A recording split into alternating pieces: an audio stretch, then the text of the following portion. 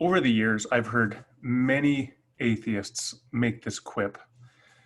Science doesn't fly planes into buildings. Religion flies planes into buildings.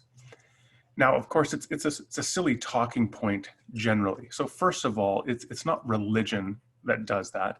It was a specific ideology in a specific time and place. Religion is an inherently fuzzy concept, a family resemblance term. So there are all sorts of things that can be religion. Quaker pacifism is religion, and Quaker pacifists do not fly planes into buildings. So to say attribute it to religion is just frankly stupid.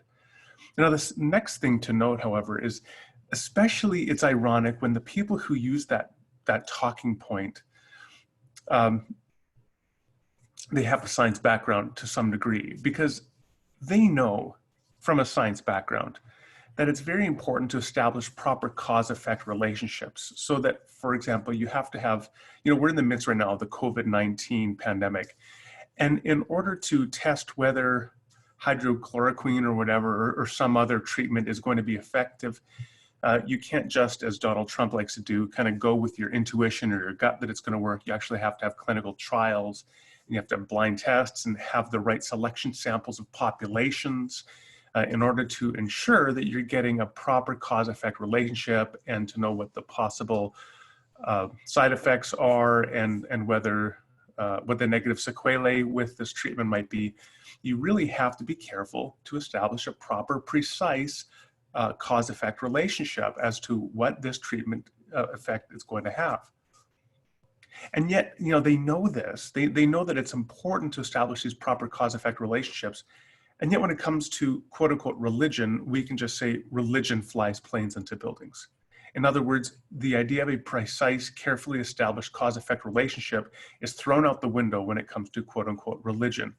And that shows the degree of their hostility and their cognitive bias toward quote unquote religion. Because indeed, it isn't religion per se that flies planes into buildings. As I already said, Quakers don't fly planes into buildings. What you actually have to do is look at the factors in a particular situation that led to the violent actions. So for example, if you want to understand 9/11, you don't go to quote unquote religion. You don't even go to quote unquote Islam, because there are many peaceful Muslims, of course. What you have to do is look at Middle Eastern geopolitics in the 1990s. You have to look at the American presence in Saudi Arabia, for example, and how the American president's military bases in Saudi Arabia and other parts of the Middle East were a deep affront and offense to many Muslims. And they are retaliating to that. So there are complex geopolitical factors and social factors, no less than religious factors. And yes, religion is something, because religion deals with your fundamental convictions and beliefs, your ethical systems, that religion can be used and co-opted for a particular political ideology in order to justify political action. Just like nationalism or patriotism, your commitment to your nation state can also be used to justify all sorts of often egregious actions against other people. But we don't disparage politics.